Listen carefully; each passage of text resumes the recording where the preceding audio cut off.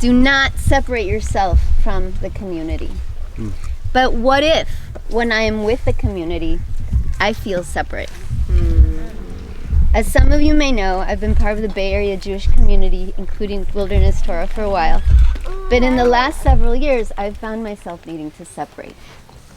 I was coming home from work, calling family, and crying in disbelief and distress at the racial and class bias often aimed at Latino folks that went utterly unnoticed in the place where I worked. And no one else was hurting about it, or wanted to. I realized that in being a Jewish professional, not only did I often find myself alone in facing or pointing out racism, but I had also compromised a huge part of my identity, my Mexican and Latino identity, in order to be a contributing member of the Jewish community. There are about 17,000 Latino Jews in the Bay Area. Before I launched Olamim, there had not been a single event that I can remember, maybe some folks have more evidence here, that brought us together. Why? When my daughter Alma was born, I changed all of that for myself as I recentered my Latino and Mexican identity. And I changed that for her in order to raise her with these two diasporic identities in greater balance, Jewish and Latina, with their combined strengths, traditions, and cultural values. I stopped speaking English for the most part, and it felt really good. You see, it's hard to be your culture when you don't have someone to share it with. And when I attended Jewish events, my daughter often became the only person. She was like my Spanish-speaking buddy. And I could finally be in my body in a way that I hadn't been able to all these years immersed in the Jewish community.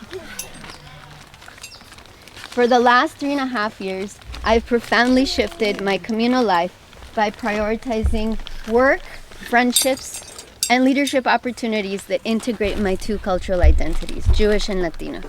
I founded Olamim, which means worlds in Hebrew, and it's a family engagement program that blends cultural expression, nature connection, and community building. And there's families here this weekend that are a part of that, building that movement. We're happy to be here. The families who are part of our community are diverse, and they include many cultural worlds and heritages. We are Boricua, Afro-Jewish, Native, Mexican, Sephardi, European, Argentinian, Persian, queer, hetero, and more. And we cleanly defy the idea that Latino is a race, because it's not. We're a people of many heritages. We uncheck the box every time we gather.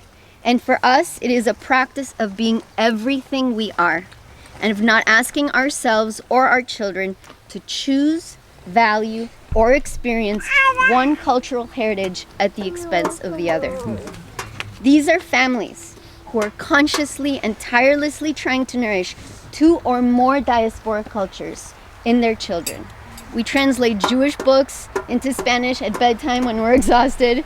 We cultivate a sense of peoplehood that integrates many peoples and that is transracial.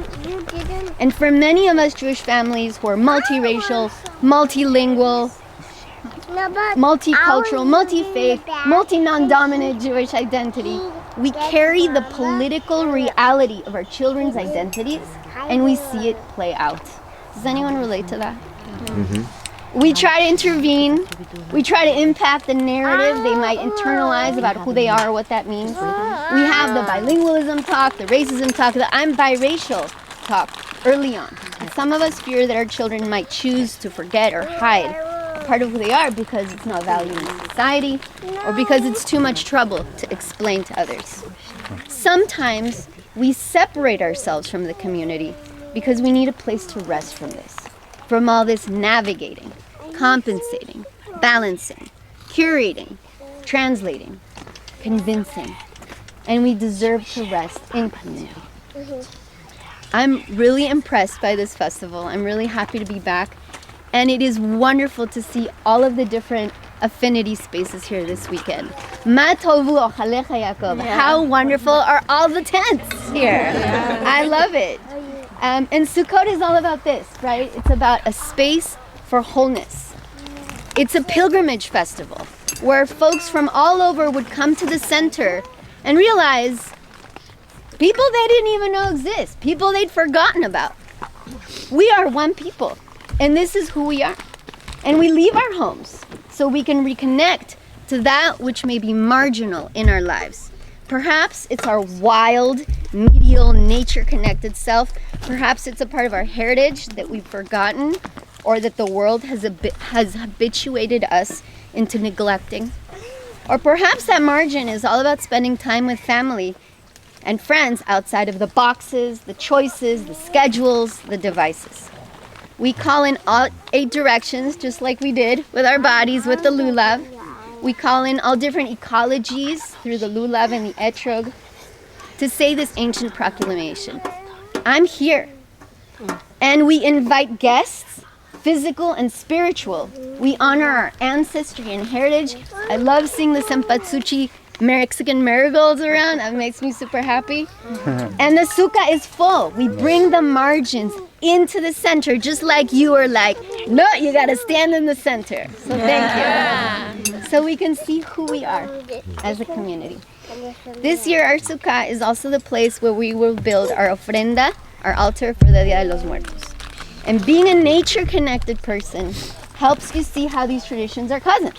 They are both about sharing harvest, marking the changing of the seasons in community, and honoring those who have passed, human, plant, and animal, as we save seeds and grain and gather in the blessings of our ancestors before the austerity of winter. Sukkot and Dia de los Muertos son primas, they're cousins, is what we say.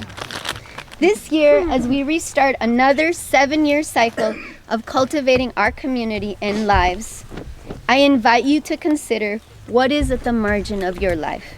What has been at the margin in our community? How can we continue to see that? And how can we continue to bring it to the center, especially that which slips away from us? And how can we support each other in doing this? It's a blessing to be here with you all. Shabbat shalom and Chag Sameach.